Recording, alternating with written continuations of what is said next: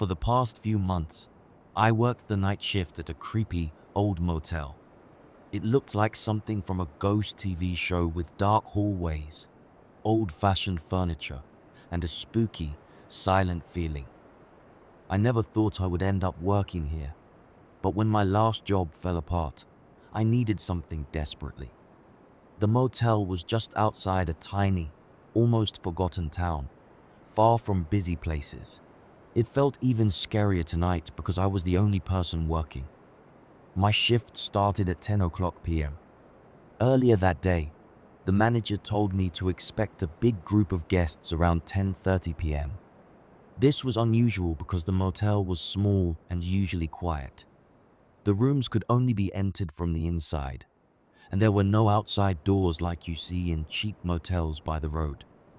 When I heard that a whole group had booked every room, it felt strange. I tried to ignore the feeling and focused on my work, tidying the front desk, making sure the cash register was correct, and preparing key cards. But something didn't feel right tonight. At 10:30 p.m., I was nervous, waiting for the guests to arrive. I kept looking at the entrance, expecting to see many people, but only one man came in. He walked slowly, his steps barely making a sound on the old, worn carpet. He looked strange in his old suit and a wide hat that hid part of his face. In the dim light, his eyes had a weird shine. He walked to the counter and placed a bunch of cash on the desk. "I'm here to check in," he said. His voice was smooth but cold. "Okay," I replied, looking at the money. "You're with the group, right?" I glanced around, hoping others would come in, but the entrance stayed empty. "They'll arrive later," he said with a creepy grin. "No need to worry. I'll take care of everything." We usually asked for IDs and charged guests up front with cash, especially when business was slow. I handed him a key card for room 105. Still feeling uneasy, I asked, "When will the others arrive?" "They'll come soon," he replied, starting to leave. "Oh, one more thing." He stopped and looked back at me, his grin growing wider. "I need to give you some instructions. I'll be back in 10 minutes. Before I could say anything, he disappeared into the dark hallway. The lobby became silent again. 10 minutes went by, then 15. I looked at the clock, it was ticking loudly. Suddenly, I heard children giggling. My heart raced. I stood up and looked through the glass doors, but no kids were there. Maybe some guests brought children, I thought, trying to stay calm. But something felt wrong. Out of nowhere, the strange man appeared again at the desk. I jumped, my heart pounding. "Did I scare you?" he asked with a smirk. I forced a laugh. "No, not really," I lied. He leaned closer, his eyes shining in the dim light. "Listen carefully. This group is different. There are rules you must follow tonight." He handed me a folded paper. "Read it," he said, his grin even bigger. I felt a chill run down my spine. "Okay," I said, holding the paper nervously. "I'll read it." He walked away, disappearing into the hallway. I set the paper on the desk with other papers like thank you notes and customer requests.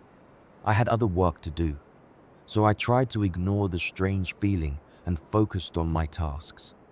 Minutes passed, and the quiet returned. Then I heard footsteps in the hallway.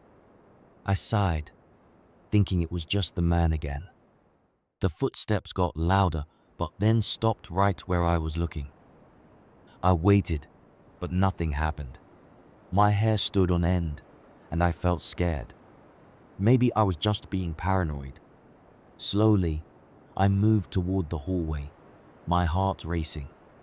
I peeked around the corner but saw nothing, just an empty, dark hallway. I turned back to the desk and saw the paper lying face up, even though I had placed it under other papers. I felt like it wanted me to see it. Trembling, I picked up the paper and read it. The paper had a list of rules for the night.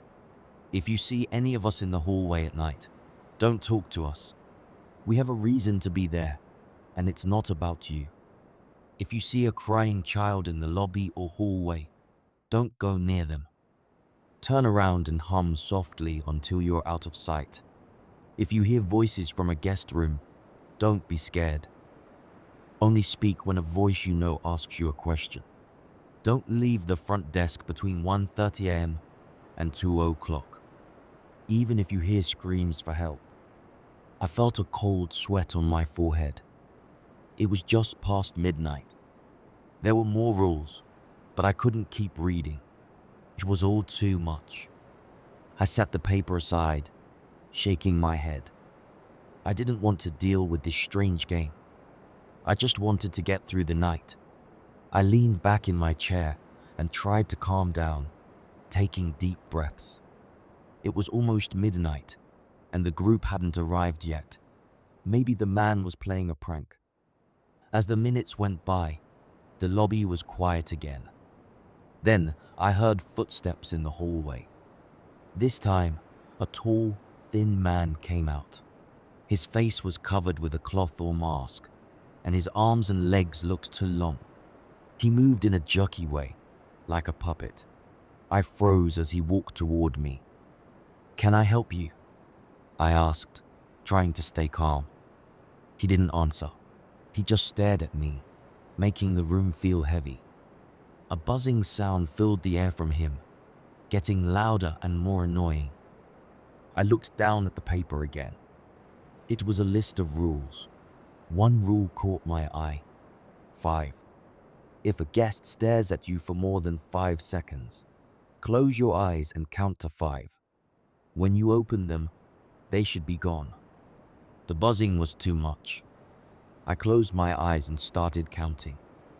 1, 2, 3, 4, 5. When I opened my eyes, the man was gone. The lobby was empty again. I felt dizzy and shaky. I leaned against the desk, breathing hard. It was 1 o'clock. I had to follow Rule 4 and stay at the desk until 2 o'clock.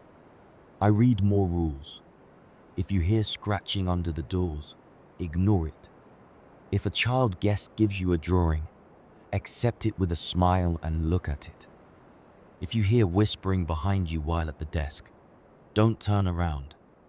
If you see a guest's reflection in the mirror with a different expression, look away immediately. I heard a rustling to my left. A child stood near the hallway entrance, their face hidden under a dark hoodie. They held a piece of paper out to me. My blood froze as I remembered Rule 7. I forced a smile and said, "Thank you," and took the drawing. It was a simple picture of a man with no face, no eyes, mouth, or nose. A chill ran down my spine. Suddenly, the child lifted their hood. Their face was just like the drawing, smooth and featureless. I tripped over my chair and fell to the floor, my heart pounding. When I looked up, the child was gone. I knew I had to leave, but the strange man was standing in the lobby again, his grin even wider. "You need to follow the most important rule," he said softly. "Don't leave the motel before sunrise. Otherwise, you might not be able to come back." I felt a chill. "Return from where?" I whispered. He just smiled and walked away, leaving me alone in the lobby. It was 1:25 a.m., and I didn't know what to do. Should I stay or try to leave and face whatever was happening? My heart wanted to run, but the rules told me to stay. Then, I heard loud, scary screams from the hallway. They were harsh and echoed through the motel. It was 1:32 a.m. Rule 4 echoed in my mind. Don't leave the front desk between 1:30 a.m.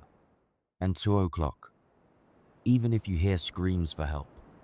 I grabbed the counter, my body tense as the screams grew louder.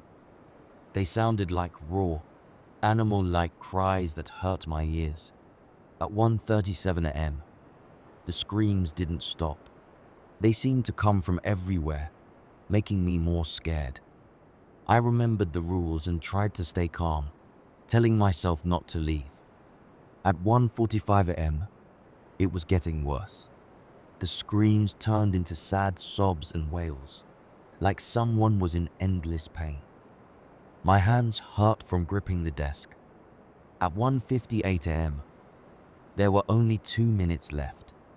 The screams started to fade, as if the building was absorbing them. It was almost 2 o'clock, and the screaming stopped. Silence filled the lobby, making it feel heavy and quiet. My heart was still pounding, but the fear stayed. It was 2:02 a.m. The rules were still in my mind. I took a deep breath, feeling scared but trying to stay calm. I wanted to run away, but the man's words made me hesitate. As I looked at the clock, it showed 3 o'clock. I decided to wait a bit longer, hoping sunrise would save me. By 3:30 a.m., I felt more tense but started to find a rhythm in the quiet. At 4 o'clock, the lights hummed, papers rustled, and I tried to stay strong.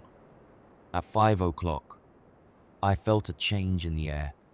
Shadows in the hallway moved, and many figures stood silently in the dim light, men, women, children, all facing me but not moving. My heart raced as I remembered Rule 1. If you see any of us in the hallway at night, don't talk to us. I kept staring at the desk, trying not to look at them. One of the figures stepped forward, and I felt a whisper behind me. Look at us. Look at what you've ignored. I bit my lip and followed the rule. I started humming a lullaby softly, ignoring the child's cries behind me. Slowly, the cries became softer until they stopped. I moved to the other side of the desk, placing the solid wood between me and whatever was there before. The hallway was empty again. I sat back down, shaking and scared. At 5:50 a.m., I saw my tired reflection in the lobby mirror. Behind me, the child stood with hollow eyes and a wide, creepy smile. I remembered Rule 9. If you see a guest's reflection with a different expression, look away immediately. I quickly looked away, my heart racing. The room felt colder, and I tried to ignore the feeling. Minutes passed, and the hallway stayed empty. I didn't look back at the mirror and focused on staying calm. It was now 6 o'clock. A soft light came through the doors, signaling dawn. I felt relieved. The night was over. I walked to the glass doors and stepped outside into the warm morning air. The motel parking lot was bright with the sunrise. Birds were singing, and the morning mist was lifting. I glanced back at the empty lobby. It looked normal again, as if nothing had happened. I grabbed my jacket, stepped outside, and walked to my car. As I started driving away, I thought I saw a shadowy figure watching me from a window. I blinked, and it was gone. Shaking, I drove away quickly. I had survived the night, but I knew one thing for sure: I would never come back to that motel again.